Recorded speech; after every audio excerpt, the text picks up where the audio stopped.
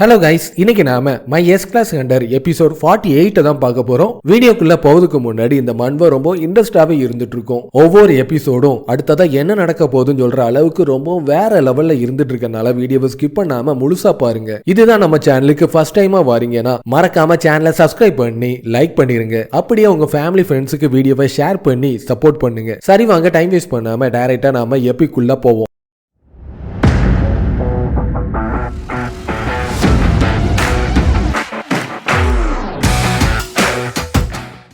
இந்த அளவுக்கு எக்ஸ்ப்ளோஷன் நடந்திருக்குன்னா கண்டிப்பா அங்க நடக்க போற சிச்சுவேஷன் ரொம்ப பயங்கரமா தான் இருந்துட்டு இருக்கும். உடனே நம்ம அந்த இடத்தை நோக்கி போயே ஆகணும். நீங்க எதை நினைச்சு கவலைப்படாதீங்க, உங்களுக்கு ஹெல்ப் பண்ணதுக்காக நான் வந்துட்டேன்னு நோவா அவன் கூட வந்திருக்கான்னு நினைச்சு நோவாவை பாக்கிறதுக்காக சோ அங்க அந்த இடத்தை நோக்கி ரொம்ப கெத்தா அவளோட பைக்ல அங்க வந்து இறங்கிட்டு இருக்க.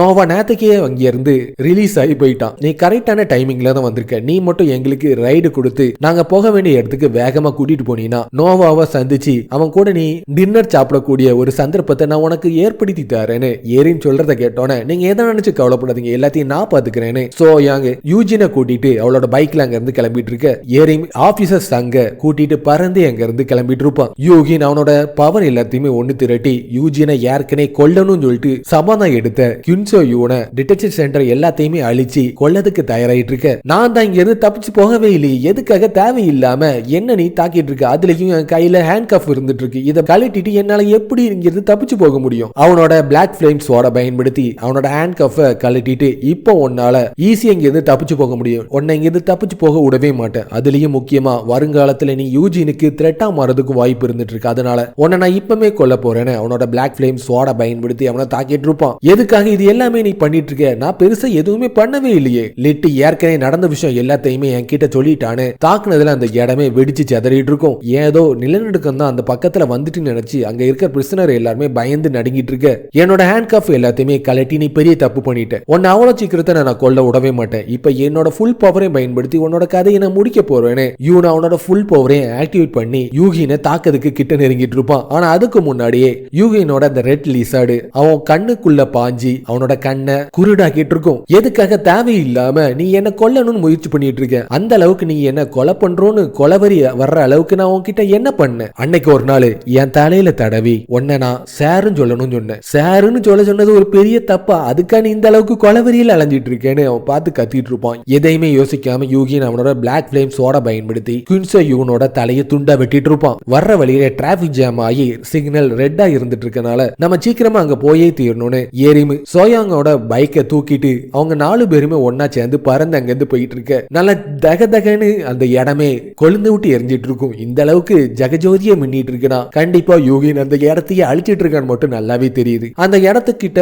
எந்த மக்களும் யாருமே போயிடவே கூடாது, நம்ம உடனே இவங்களை தடுத்து நிறுத்தியே ஆகணும். அதை நினைச்சு நீங்க கவலைப்படாதீங்க, அதை நான் பாத்துக்கிறேன்னு சோயாங் அவளோட ஸ்பியரை ஆக்டிவேட் பண்ணி அங்க இருக்கிற யாருமே கிட்ட நெருங்கிடவே கூடாதுன்னு ஸ்டோன்ஸை பயன்படுத்தி அவங்க எல்லாருமே பேரிகேட மூலமா தடுத்து நிறுத்திட்டு யாருமே அந்த இடத்தை நோக்கி போவாதீங்கன்னு தடுத்து நிறுத்திட்டு இருக்க. ஏற்கனவே டிடெக்ஷன் சென்டர் தாக்கப்பட்டிருக்கனால அதிகமான பிரிசனர் எல்லாருமே அங்க இருந்து தப்பிச்சு ஓடிட்டு இருப்பாங்க. யாரையுமே தப்பிச்சு போவதுக்கு நான் விடவே மாட்டேன்னு ரஸ்டட் கிரே ஸ்கேல் சொல்ற ஸ்கில்ல ஆக்டிவேட் பண்ணி ஆபீசர் சாங் அங்க தப்பிச்சு போற பிரிசனர் எல்லாரையுமே அவனோட ஒரே ஸ்கில் மூலமா மொத்த பேரையுமே கேப்சர் பண்ணிட்டு இருக்க. இவனோட ஸ்கில் இந்த அளவுக்கு பயங்கரமா இருக்குன்னு நினைச்சு கூட பார்க்கலன்னு எரியும் பார்த்துட்டு இருக்கும்போது யூகினும் சூடாங் கில்டு மாஸ்டர் 2 பேரும் சண்டை போட்டுட்டு இருக்கிறத கண்டுபிடிச்சிட்டு இருப்பாங்க. யூகின் எதையுமே நீ பண்ணிராத, ஆனா நான் ஏற்கனவே அவனோட தலையை நான் துண்டா வெட்டிட்டேன், அப்புறம் எப்படி இவன் எந்திரிச்சு நின்னுட்டு இருக்கான். அதுல இந்த இடத்தை சுத்தி ஒரு வியர்டான ஃபாக் ஒன்னு இருந்துட்டு இருக்கு, ஒருவேளை இவன் சாம்பியா மாறிட்டானா, இல்ல இங்க ஏதோ ஒண்ணு தப்பா நடந்துட்டு இருக்கு, இவ்வளவு சீக்கிரத்துல அவங்க என் கண்ணு முன்னாடி வருவாங்க நான் நினைச்சு கூட பார்க்கல, நான் பார்த்து ஷாக் ஆயிட்டு இருப்பான். என்ன உங்க கிட்ட நான் ப்ராப்பரா இன்ட்ரோடியூஸ் பண்ணணும்னு ஆசைப்படுறேன்னு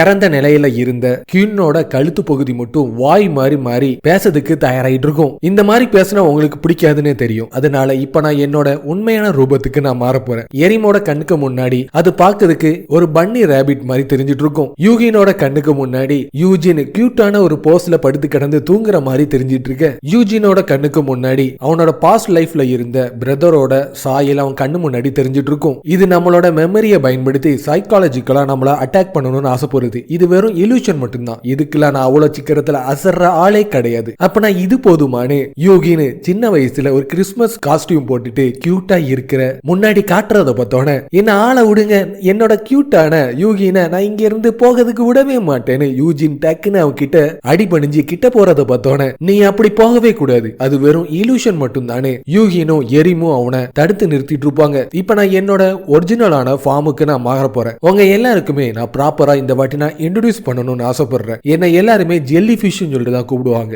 ஏற்கனவே டியர்மா உன் கூட சேர்ந்து தானே கான்ட்ராக்ட்ல ஈடுபட்டான். நீ வேணா அந்த கான்ட்ராக்டை புதுப்பிச்சு என் கூட சேர்றதுக்கு தயாரா இருக்கியான்னு ஜெல்லி ஃபிஷ் யூகின் கிட்ட நெருங்கிட்டு இருக்கும். உன் கனவுலையும் அந்த மாதிரி நான் நடக்கிறதுக்கு நான் விடவே மாட்டேன். நான் ஏற்கனவே டியர்மாவை என்ன பண்ணேன்னு உனக்கு தெரியுமா? அவன் செத்துட்டான்னு எனக்கு நல்லாவே தெரியும். டியர்மாவை தோக்கடிச்ச அந்த தேர்ந்தெடுக்கப்பட்ட சூசன் ஒன் நீ தானே. ஆனா ஆர்டினரியான எஃப் கிளாஸா இருக்கிற ஒன்னே மாதிரி ஒருத்தனால எப்படி பவர்ஃபுல்லான டியர்மா லிசார்ட தோக்கடிக்க முடிஞ்சு? எனக்கு இந்த மாதிரி ஸ்கில் இருக்குன்னு இவளுக்கு எப்படி தெரிய வந்துச்சு? சிஸ்டத்தை சேர்ந்தவங்க ஒன்னாதான் தேர்ந்தெடுத்திருக்காங்களா? ஆனா நீ பாக்கிறதுக்கு ஒரு சாதாரண எஃப் கிளாஸரா தானே இருந்துட்டு இருக்க. உன்னோட ஸ்கில்ஸ் எல்லாமே ரொம்ப லோவா தான் இருந்துட்டு இருக்கு. நான் எப்படி தோக்கடிச்சேன்னு நான் எதுக்காக உன்கிட்ட சொல்லணும்? இவ்வளவு சீக்கிரத்துல கல்ட்ட சேர்ந்த ஒருத்தங்க என் கண்ணு முன்னாடி வருவாங்க நான் நினைச்சு கூட பார்க்கல. நான் இன்னும் அதுக்காக ப்ரிப்பேர் ஆகவே இல்லை. அதுலயும் என்கிட்ட அதிகமான பேஷன் எதுவுமே இல்லாம இருக்கிறனால நான் மட்டும் இவன் கூட சண்டை போட்டேன்னா கண்டிப்பா என்னோட கதை முடிஞ்சிடும். நீ எதை நினைச்சு கவலைப்பட தேவையில்லை. உங்க கூட சண்டை போடுறதுக்காக நான் ஒன்னும் வரவே இல்லை. எந்த விதமான இன்ஃபர்மேஷனும் இல்லாம டைரக்டா நான் உன் கூட சண்டை போடுறதுன்னு சொல்றது எனக்கு அது சூசைடுக்கு சமம். ஆனா இங்க இருந்து போவதுக்கு முன்னாடி உனக்கு ஒரு கிஃப்ட் கொடுக்கணும்னு ஆசைப்படுறேன்னு ஒரு ரெட் கேட்டை அந்த இடத்துல கொண்டு வந்துட்டு இருப்பா. பார்த்தா அதுல இருந்து திடீர்னு அதிகமான வாட்டர் எல்லாமே ஒன்னு சேர்ந்து அவங்கள தாக்கிறதுக்கு வந்துட்டு இருக்கும். யூஜினும் அதுல கேப்சர் பண்ணப்பட்டு உள்ள போறத பார்த்தோன்னே அவங்கள காப்பாத்துறதுக்காக ஏரியும் பின்னாடியே போயிட்டு இருப்பாங்க. அவங்க 3 பேருமே கேட்டுக்குள்ள மாட்டிட்டு இருப்பாங்க. சோயாங்கும் ஆபீசர் சாங்கும் ஒரு பில்டிங்கோட மேல இருந்து அங்க நடக்கிறது எல்லாத்தையும் பார்த்துட்டு இருப்பாங்க. திடீர்னு டஞ்சன் பிரேக் ஏற்பட்டிருக்கனால அந்த இடமே ஏதோ ஒரு சுனாமி வந்து தாக்குன மாதிரி வாட்டர் லெவல் எல்லாமே கொஞ்சம் கொஞ்சமா அதிகரிச்சிட்டு இருக்கனால குடிச்சிக்கிறமே இதே சூழ்நிலை போச்சுன்னா நம்மளோட கதை மொத்தமா முடியறதுக்கு வாய்ப்பு இருக்கு. நம்ம சீக்கிரத்துல அந்த டஞ்சனுக்குள்ள நுழைஞ்சி டஞ்சனை கிளியர் பண்ணா மட்டும்தான் இதை நம்மளால தடுத்து நிறுத்த முடியும். ஆனா அது எந்த மாதிரி டஞ்சன் நம்மளுக்கு எதுவுமே தெரியாது. தெரியாம உள்ள நுழையிறதுன்னு சொல்றது ரொம்ப ஆபத்தானது. இந்த டஞ்சன் பிரேக் ஏற்பட்டிருக்குன்னா கூடிச்சிக்கிறது அதிகமான மான்ஸ்டர் வெளியே வரதுக்கு அதிகமான வாய்ப்பு இருந்துட்டு இருக்கு. கேட்டை விட்டு அதிகமான வாட்டர் வெளிப்பட்டு இருக்குன்னா கண்டிப்பா டஞ்சனுக்குள்ளேயும் அதிகமான வாட்டரா தான் இருக்கணும். ஆக்கோட்டிக்கு காம்பேட்ல ஈடுபடக்கூடிய ஸ்கில்லான அன்றால மட்டும்தான் இது எல்லாத்தையுமே பண்ண முடியும். ஏற்கனவே ரெட்டியை பொறுத்த வரைக்கும் அவ பாய்சன்ல கை தேர்ந்தவளா இருந்துட்டு இருக்கா. ஹுன்சோ மூனா விண்டுல ஸ்கில்லா இருக்கிற அவங்க 2 பேராலையும் இந்த வாட்டரை முறியடிக்க வாய்ப்பே இல்லை. இதுக்குன்னே ஒத்தான ஒரு ஆள் எனக்கு நல்லாவே தெரியும்னு சோயாங் உடனே கால் பண்ணிட்டு இருப்போம். இதோட இந்த எபிசோடு முடிஞ்சிரும். சோ கண்டிப்பா இந்த வீடியோ உங்களுக்கு பிடிச்சிருக்கும்னு நினைக்கிறேன். அப்படி பிடிச்சிருந்துச்சுன்னா மறக்காம சேனலை சப்ஸ்கிரைப் பண்ணி ஒரு லைக் பண்ணிருங்க. அப்படியே உங்க ஃபேமிலி ஃப்ரெண்ட்ஸுக்கு வீடியோவை ஷேர் பண்ணி சப்போர்ட் பண்ணுங்க. அடுத்த ஒரு சூப்பரான வீடியோல சந்திப்போம். பை.